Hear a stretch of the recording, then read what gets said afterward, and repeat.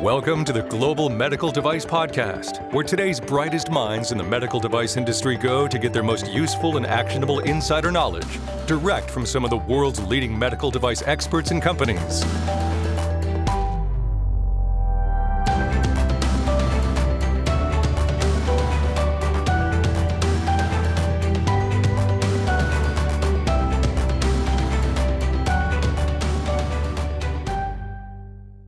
Medical device regulations can be a maze. Greenlight Guru software makes it simple. Our purpose-built quality management system platform helps medtech companies get to market faster and stay compliant. Our electronic data capture system, or EDC, helps make managing clinical investigations that much easier. No more headaches, no more surprises, just a system that works for you. If you're ready to streamline your quality processes, visit www.greenlight.guru and request a free demo today. That's www.greenlight.guru. Documentation is key to a successful quality management system. Root Quality Systems helps you create and maintain clear, compliant SOPs and other essential documents.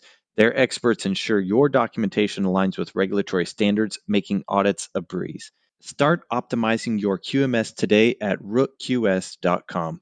That's rootqs.com. Hey everyone, welcome back to the Global Medical Device Podcast. My name is Etienne Nichols.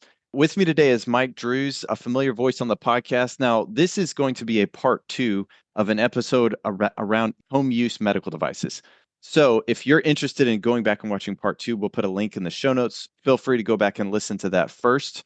Otherwise, if you have listened to it, or maybe you don't have time to listen, you want to go straight into this episode, maybe we could do a quick recap. Mike, do you want to just give a quick rundown of what we talked about? Yeah, absolutely. And once again, Eddie, and thank you for the opportunity to have this discussion with you and your audience about a very important topic. So as you just mentioned, in part 1, we discussed a little bit about home use devices, what exactly a home use device means and what it does not mean.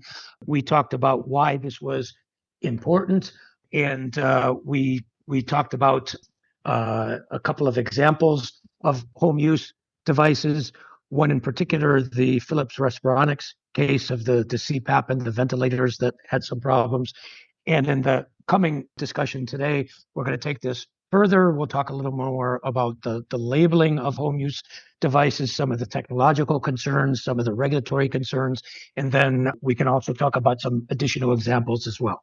So I'm looking forward to continuing this discussion from last time. That'd be great.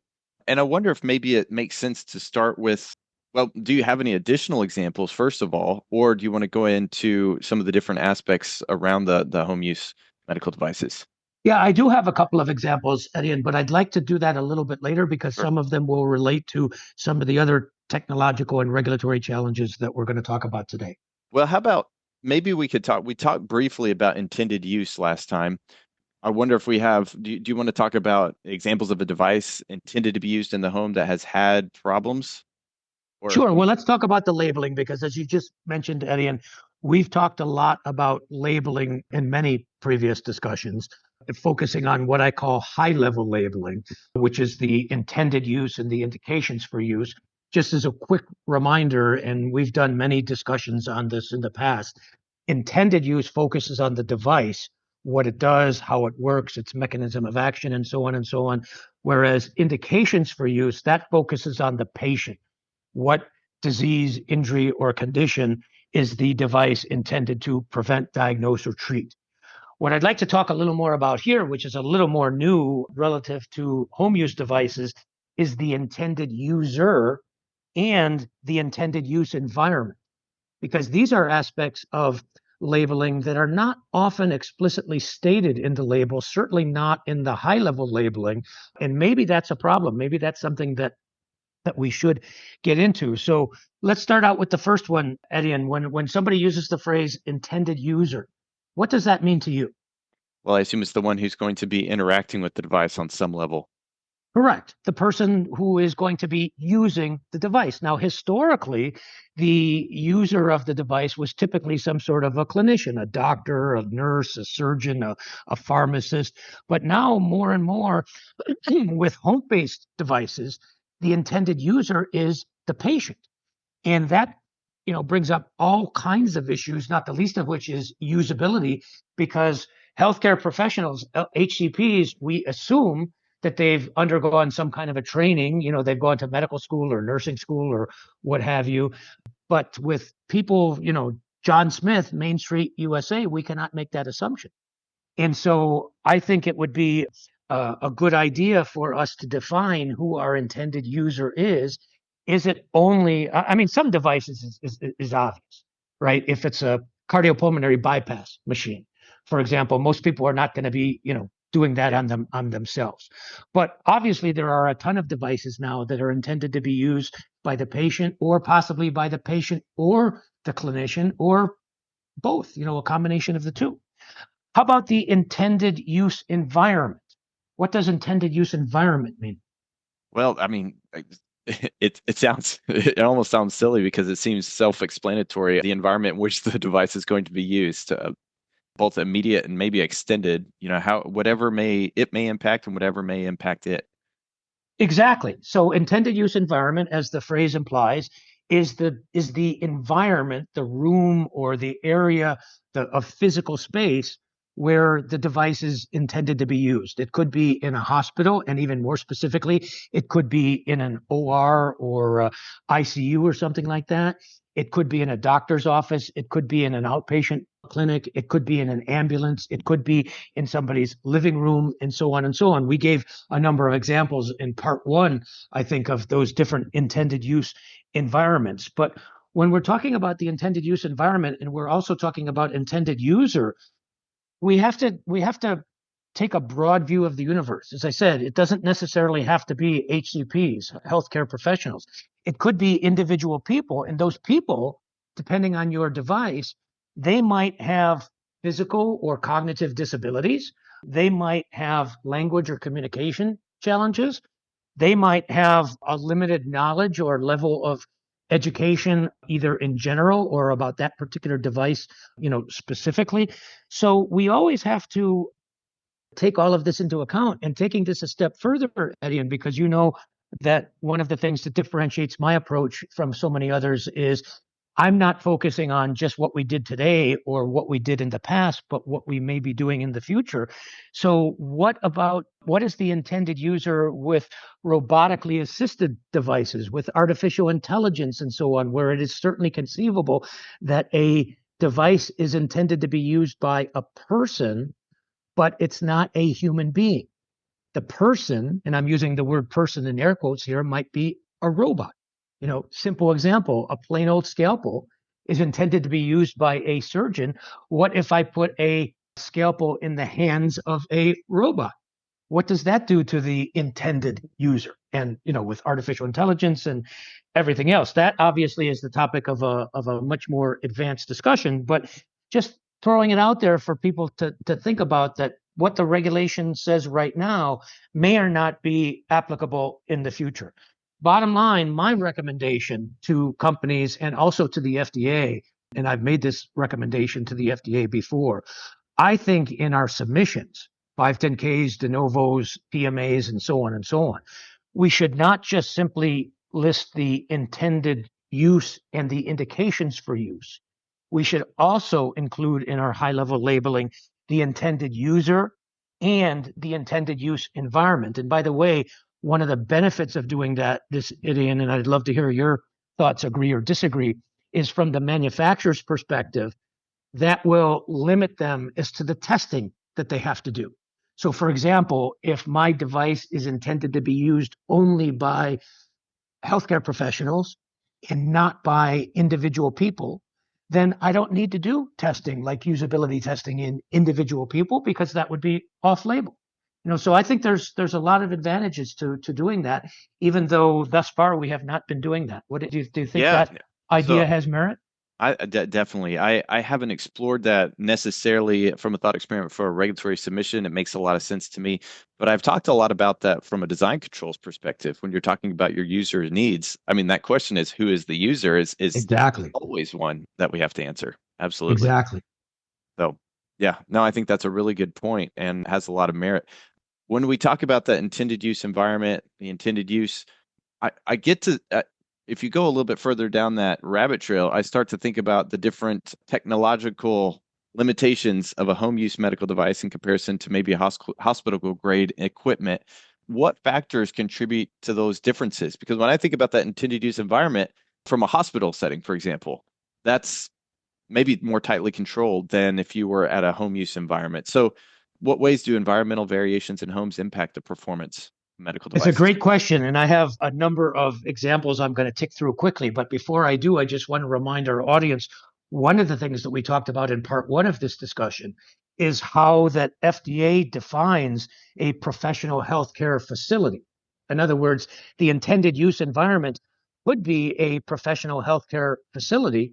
But do you happen to remember, I don't mean to put you on the spot, Eddie, and how FDA defines a professional healthcare facility? It's one monitored by a healthcare professional. Exactly area. correct. Yeah. Good for you. So they define this as any environment where personnel with medical training are continuously available. Personnel with medical training are continuously available.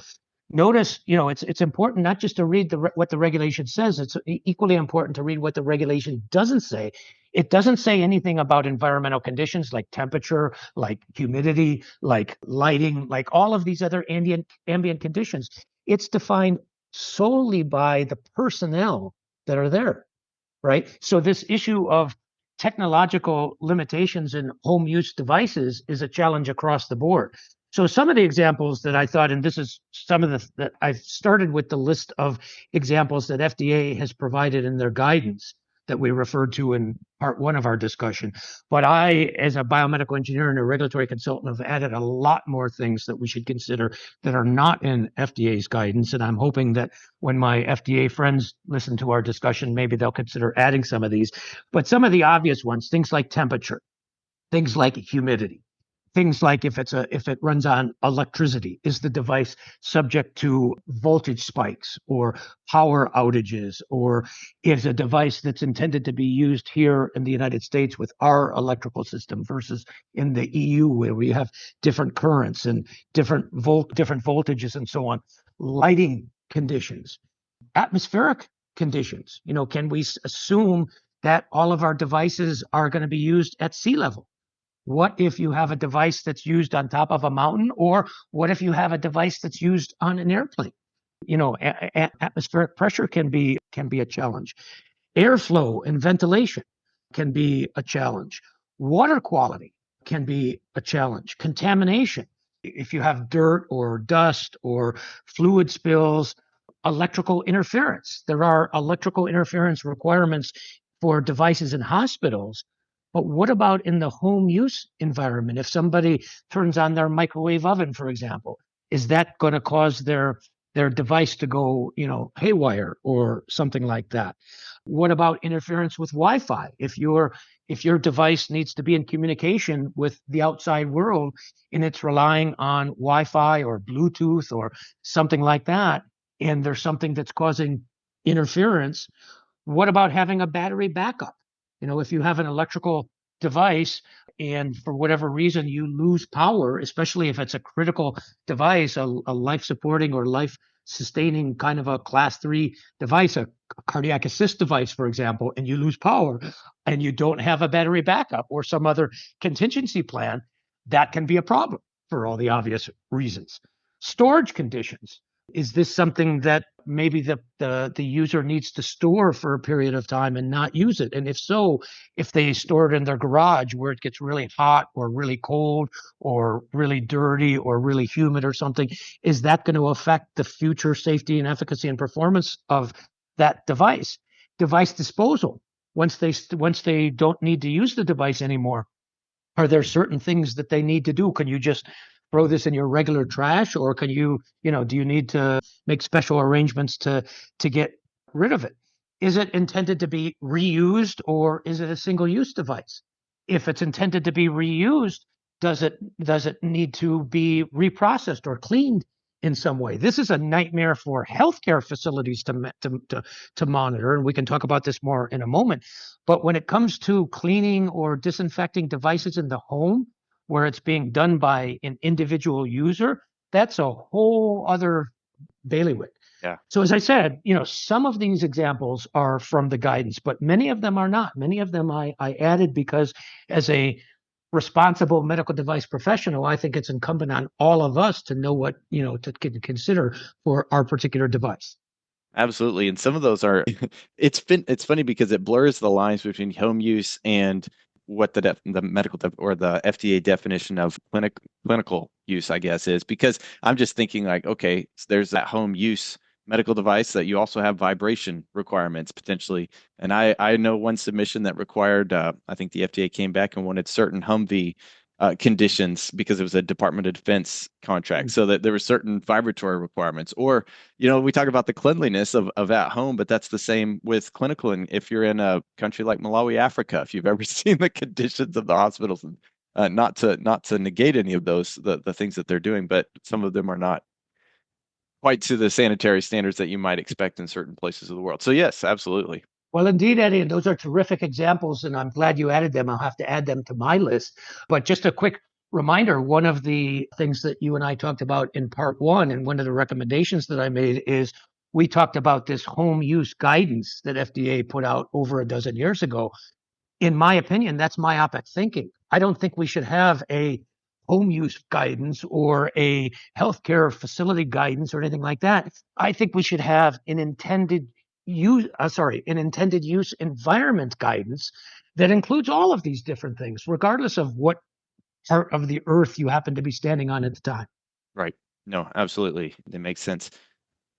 Yeah, it's almost a question, because, and I'd be curious to see what your take is on this. Instead of asking, is this at home use or is this clinical? This is the way we've approached it, or at least in my experience. Instead, we say, okay, well, what are the conditions that are controlled and what are broadly variable? And that's where we focus our design efforts on. The parts that are tightly controlled, if it's going to be in a clean room environment, I mean, not a clean room, but an operating room, for example, in a certain region, okay, there's certain controls that you have, but we'll focus on the ones that are not controlled. But I'm curious what you think.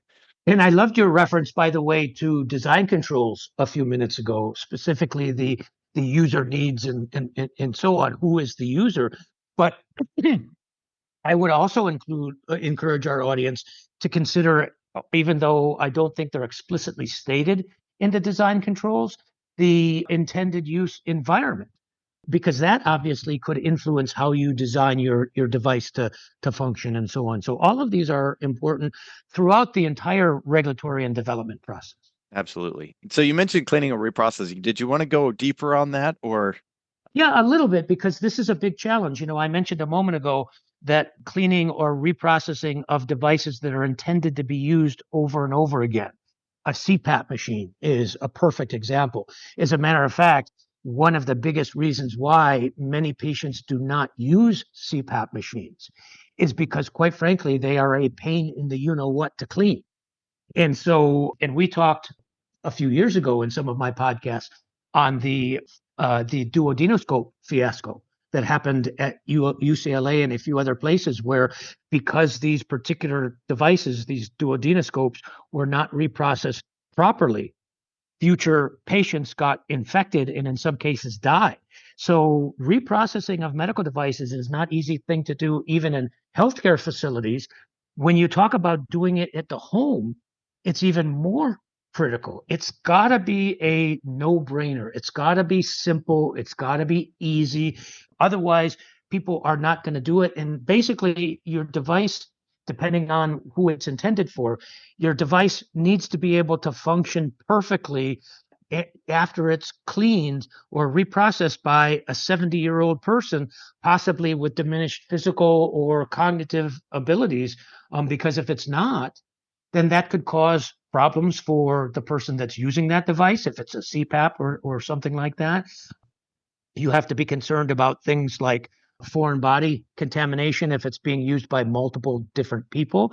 You have to be concerned about residual cleaning materials. So if you're using a particular solvent, even something like alcohol, and to clean it, and you don't get all of the alcohol out of there, and some of that alcohol ends up in the patient, what are the potential consequences there? If you have pathological bacteria, viruses, fungi, and so on, and you don't get all of them. So there are a litany of things that you need to be concerned about when it comes to devices that are intended to be used in the home and also be reprocessed. And one of the things, the last thing I'll mention on this one, Eddie, is after the UCLA fiasco occurred, one of the recommendations that FDA made in the reprocessing guidance, which I agree with, is that every company has to have a validated cleaning or reprocessing procedure. I'm 100% in favor of that. The question is, and FDA did not address this in the guidance, who does the validation? Oftentimes it's the people in the manufacturing company that do the cleaning validation, but unless those people are actually doing the cleaning or reprocessing out there in the real world, that validation is, in my opinion, totally without any merit. It should be validated. If your device is intended to be cleaned or reprocessed by a 70-year-old patient, when you do your cleaning validation, you should validate it using a 70-year-old, perhaps disabled patient. Yeah. Does that make sense? Yeah, and I think it goes right into the if you were to do a human factors study, that should be part of that human factors study, just to determine how. Maybe we can jump right in. I mean, is this a good segue, do you think, to go ahead and talk about human factors or usability as far as home use devices? Absolutely, and it is a good segue. Thank you for bringing that up. So usability or human factors is another thing that we've talked about in many podcasts. As a matter of fact, I did a webinar focusing on human factors and usability for Greenlight. Maybe we can provide a link. But at a top level, here's the first thing that I say. Usability testing is important virtually for all medical devices across the board. I'm not saying every single one, but virtually every single one.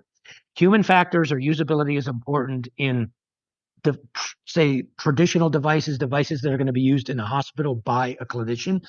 But human factors is just as important, maybe even more important, for home use devices that are going to be used by regular people. Because remember, regular people didn't go to medical school. They didn't get the training. They didn't probably go, get a training from even the manufacturer either. And so usability is even that much more important. And it's not so one aspect that we need to take into account is the intended user.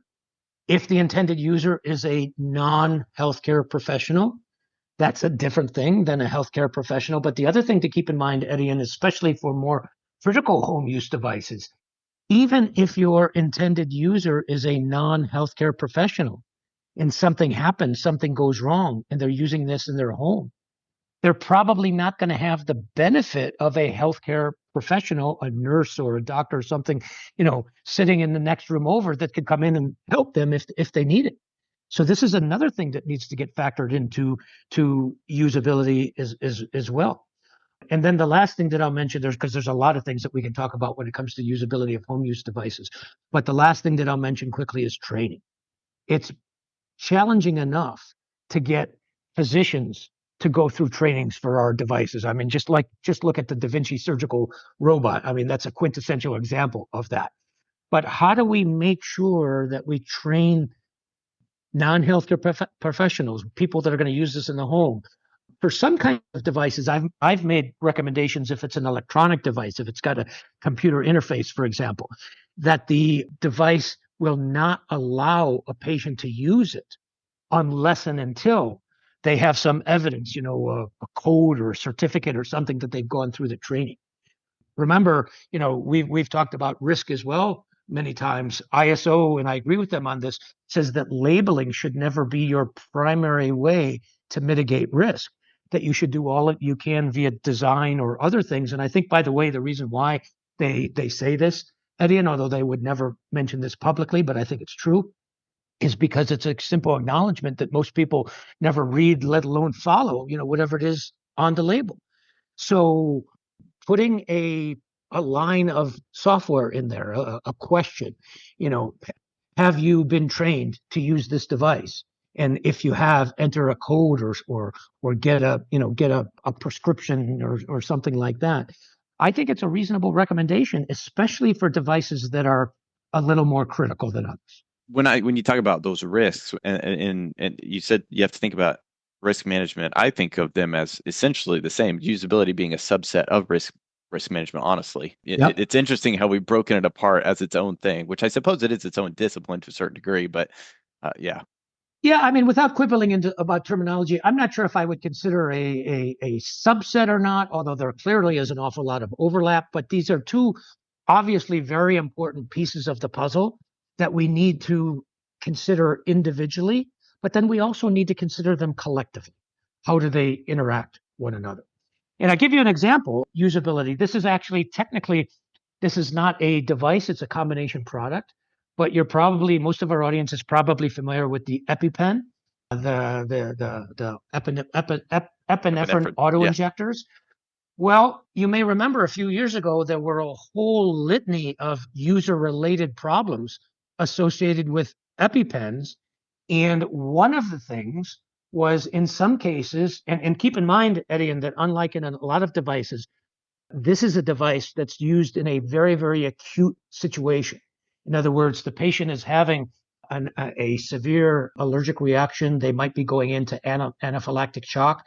And if they don't use the product properly and immediately, they could die, right? So this is clearly, a serious problem. It's not a class 3 device because it's not primarily a device. It's primarily the PMOA of the EpiPen is a drug. So we don't use the classification system here. But nonetheless, it's an important problem. Well, there were reports, among other things, of patients injecting the pen, but they were holding it upside down.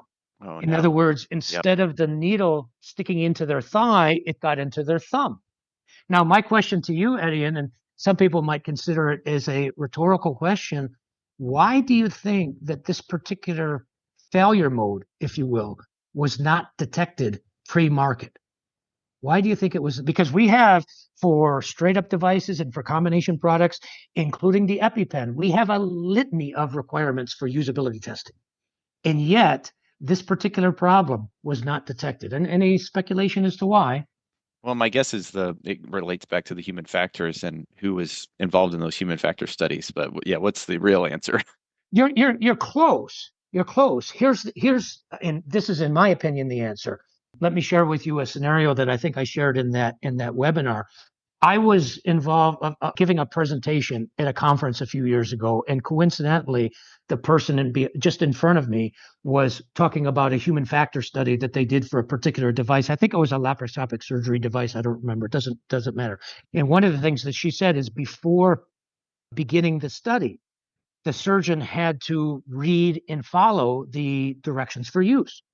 And I purposely wanted to, get some discussion on this. And I said afterwards, I asked in the forum, I said, well, you realize that you have now totally invalidated your entire usability study, because we all know that most people don't read, let alone follow what's in that your directions for use.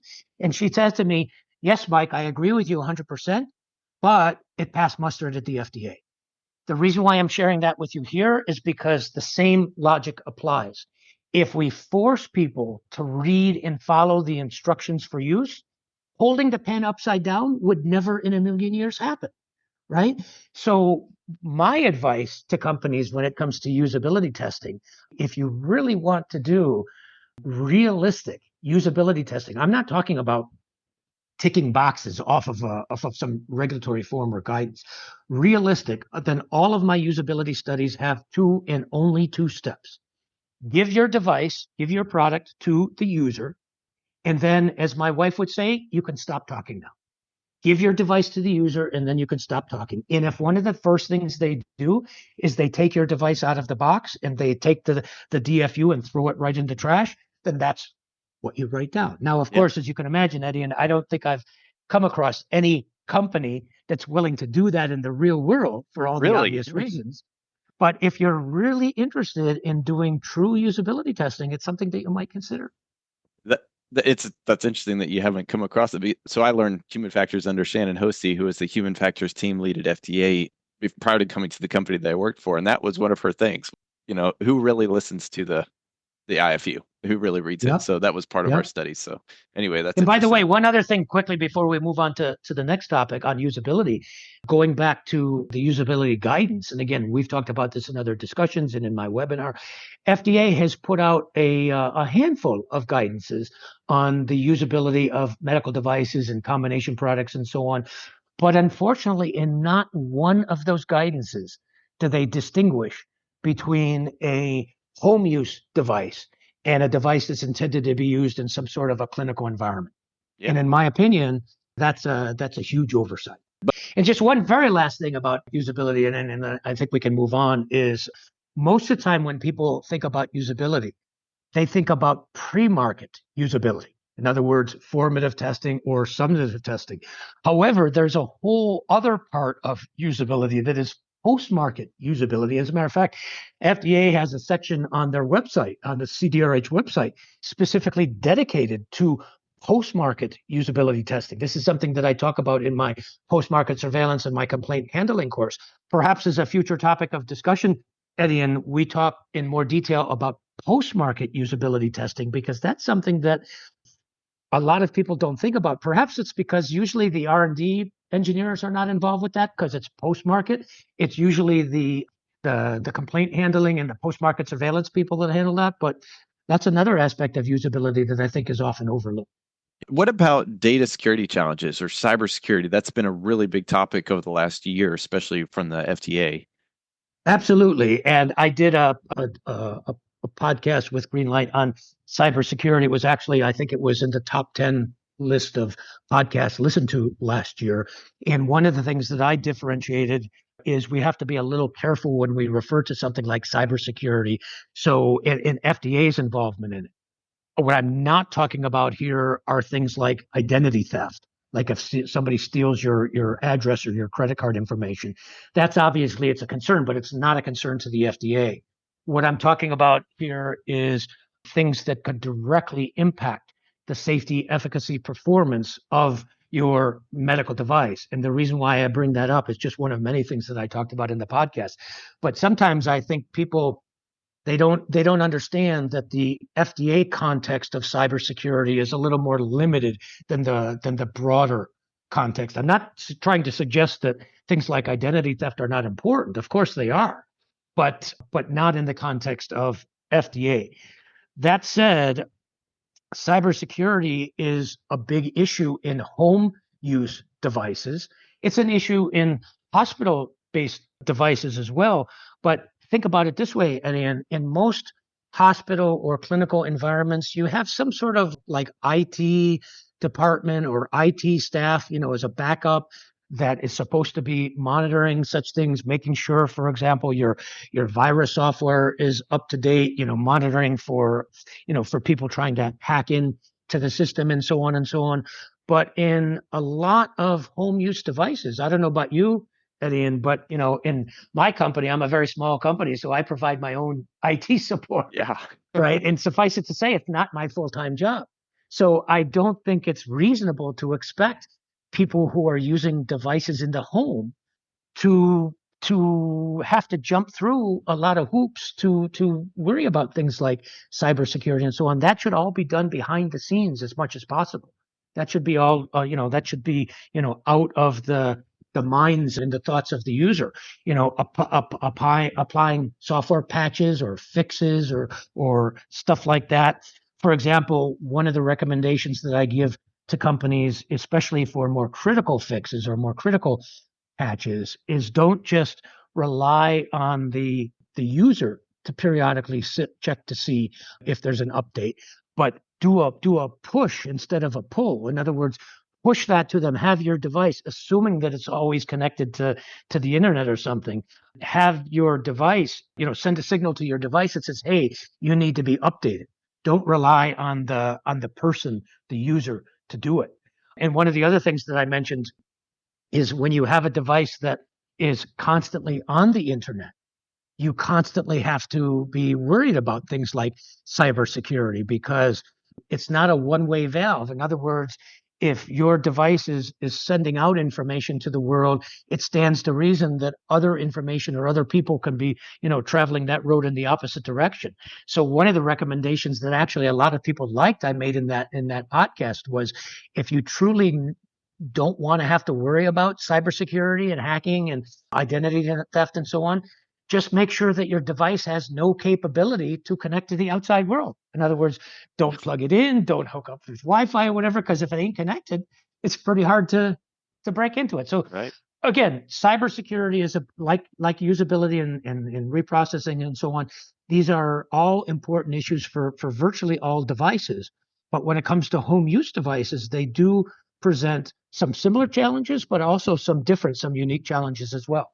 And just going one step further, when you talk about building up that cybersecurity, there's the maintenance and calibration of those medical devices in that home setting. What strategies would you put in place for those unique risks? Absolutely. And I've had several companies that were customers of mine where they had problems with their devices that were being used out of, in a hospital or in somebody's home. And they started going wackadoodle because of calibration. They were either miscalibrated or they went out of spec or whatever it is. So once again, you talked about risk a little bit earlier, Eddie, and we have to take a risk approach. The more significant the harm is because of calibration problem, the more we have to do to mitigate it. So if it's the potential for a significant problem, and again, this is a critical kind of device. I don't necessarily mean critical in the class 3 sense of the word, but there are many class 2 devices that I would call critical. Things like, for example, devices that measure your glucose or your ACT, your activated clotting time, for people that are on heparin.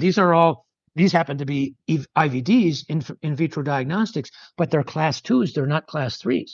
So for devices like those, if the recommended recalibration schedule, let's say, is once a year or once every 6 months or whatever, if you have a little clock in your device, then add a little code in there. This would not be hard to do, that actually disables the device such that after that period of time, whether it's a year or whatever it is, if the device has not been recalibrated, either by the user, or in some cases it might have to be sent back to the factory or something like that. But if the device was not recalibrated, then they physically could not use the device even if they wanted to. So there are things that we can do to mitigate these risks beyond just simply labeling. I mean, to me, if you put a label on it that says your device has to be recalibrated, but 5 years later, the person is still using it and it has not been recalibrated and it does go out of whack. And I had a case like this, a product liability case, where this exactly happened. The device was used well after it was supposed to be recalibrated. Other than a label warning, the company did nothing to mitigate that risk.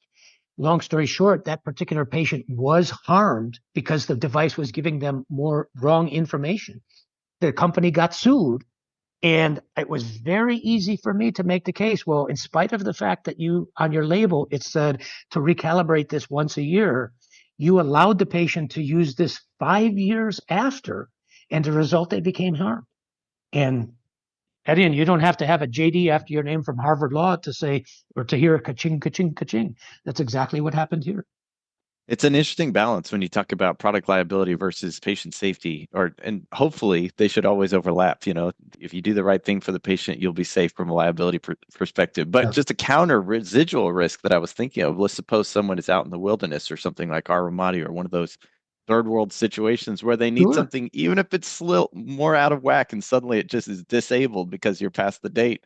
There's an issue there too. So you have to Of course there is. And as they say, there's an exception to every rule, Right. and there's an exception to every exception. As I often like to say, average regulatory professionals know the rules, but the best regulatory professionals know the exceptions. So you're exactly right. But for the purposes of our conversation, we're talking in more and I can't help it. And one last recommendation, though, is I remember years ago when I was working on my MBA, one of my professors was fond of. He said something that was very simple, but at the same time very profound. He said, if you want more of something, you create incentives. If you want less of something, you create disincentives. So here's another suggestion I've made to medical device companies, not all medical device companies across the board, because I don't think that these requirements in the QSR should be agnostic to the device. Some things are going to be dependent on certain kinds of devices. Other things are going to be dependent on other kinds of devices. But if you're working on a more critical kind of device, again, I don't want to limit myself to class 3 because there are a lot of class 2 and perhaps even a few class 1 devices that I, as a biomedical engineer, would call a critical device. But if you're working on a critical device and it needs to be recalibrated or it needs to be checked to see if it's still, performing according to the spec and so on, maybe if you create an incentive where if the patient sends this in, and by the way, you should give them a prepaid, box or envelope or whatever to make it as easy as possible for them to do it. Then that, if it uses a disposable like a CGM or an INR monitor, something like that, you give them, a week's worth or a month's worth of free consumables, as a little bit of an incentive for them to send it in. Is it going to guarantee that they're going to send it in? No, of course not. But if you want more of something, you create incentives. If you want less of something, you create disincentives. It's as simple as that. Yeah. The James Clear method, make it easy, make it obvious. You mentioned the post-market at one point, but I would expect to have a unique challenge with home use medical devices, especially if there's no incentive to report back on how things are doing. What's the challenge there? That's a humongous challenge, Eddie. And the simple example I like to use, and I used this in the Philips case that we talked about last time, is how many people, when they go to Walmart and buy a toaster, how many people fill in the product registration card and send it in? You're laughing. And of course, I'm dating myself because nowadays you don't have to do it on the postcard. I think you can do it, on a website and so, but nonetheless, most people don't do that. The same thing applies to medical devices. One of the biggest challenges that Philips had with their home devices is a reminder from our previous discussion. This was the largest class action lawsuit in the history of the medical device industry, leading to a $1.3 billion with a B settlement, is because they had a heck of a time notifying the people that were out there with their devices. And in many situations, keep in mind, Eddie, and the company received more than 100,000 complaints over the period of just a few years. Those were from the people that they knew about. What about the people that they don't know about? So again, if you're working on some sort of an electronic device that is somehow connected to the outside world, from an engineering perspective, this is an easy solution. This is an easy fix. When they turn on the device for the first time, force them to go through the, registration process and not allow them to do whatever it is that the device is supposed to do until they do that, until they have an active registration. Now, if you're working on a device that's not connected to the outside world, or if you're working on a mechanical device or something, then yes, you're exactly, it's a bigger challenge. How do you get people to register these things? But nonetheless, I think with a little bit of imagination, like creating an incentive, with once we receive your registration, we give you a 10% rebate, or we give you some consumable or disposable for free, or we send you a $25 gift card, or whatever it is, some incentive to do that. I think it's incumbent on us as medical device professionals to make it as easy as possible for people to do it and give them some motivations to do it. Does that make sense? I think it does. We talked a little bit about this last time, I believe, if I'm remembering correctly anyway, about how who should this have been fallen on? Yes, the manufacturer really should have been reaching out to those customers. Maybe they didn't do as good a job as they should have. And because I mentioned, well, the FDA or the doctors, and that doesn't necessarily make sense to fall on them. However, this has sort of been solved in other industries. Yeah, you mentioned learning from other industries, and I've always tried to look at other aerospace, steel, whatever, even sub niches within medical device. Pacemakers, for example, typically you would have something that sits on your bed next to you and monitors that pacemaker as you sleep, sends a warning to your doctor when the battery's getting low. Seems like there could be a very simple application as well, or cross-pollination of industries here. And it could be the difference in the seriousness we give cardiology and the lack of seriousness we give to maybe a sleep doctor, maybe just a respiratory person who is ready to hang it up. But Well, as I said a moment ago, Eddie, and I strongly believe this, one of the downsides, not a downside, one of the big criticisms that I have of the quality system regulation, I think there's a lot of good stuff that's in there, but I think there's some stuff that's not, is they're totally, the QSR, and it makes it very clear, it's totally agnostic to the class of the device. In other words, whether you're talking about a class 3 life supporting or life sustaining implant or a class 1 exempt, like a Band-Aid, the requirements are the same. And of course, the degree of the requirements, is different, obviously, but the basic requirements of the QSR are exactly the same. I think that kind of gets people in trouble when they try to treat a Band-Aid like an artificial heart, because I see that happen a lot. yeah, And so I think we need to take a, not to use an overly used cliche, but a risk-based approach.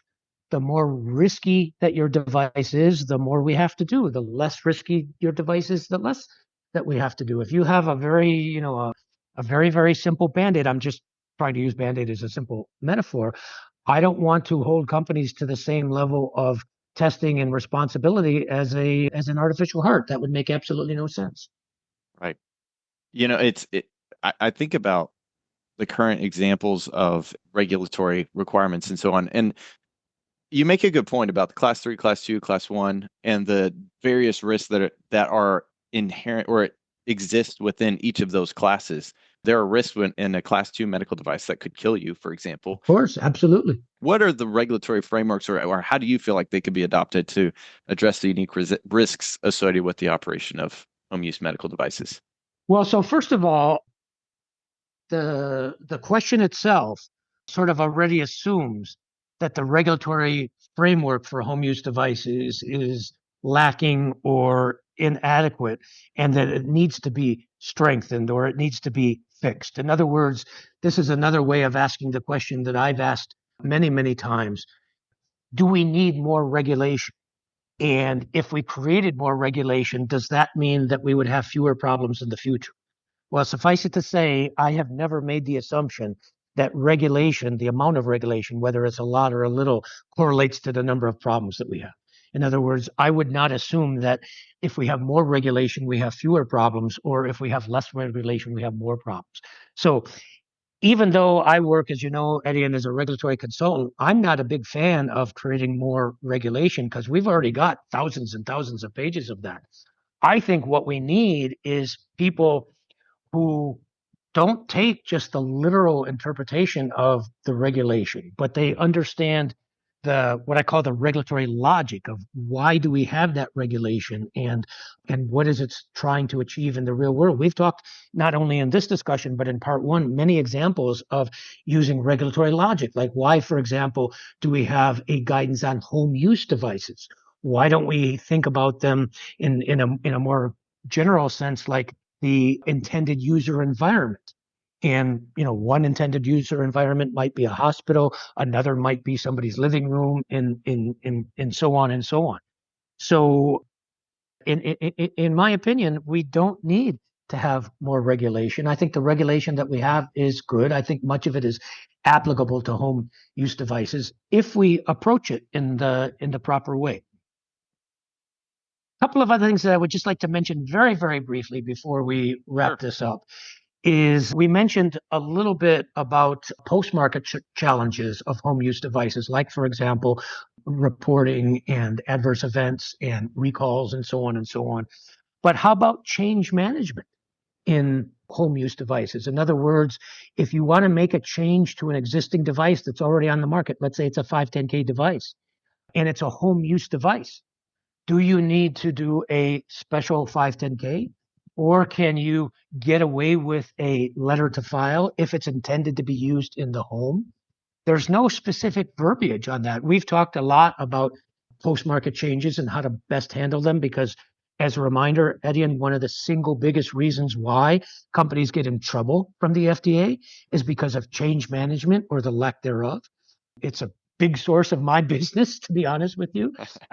But when it comes to home use devices, this is a particular challenge. What about the off-label use of home use devices? And I know many in our industry don't like to talk about off-label use, but these are the same people that are like ostriches sticking their head in the sand, pretending this doesn't happen, because it does happen all the time. It's one thing to talk about a healthcare professional, a doctor, surgeon, nurse, whatever, using a device off-label. But what about, Mary Smith in her living room or her garage or her car using her medical device in some off-label way?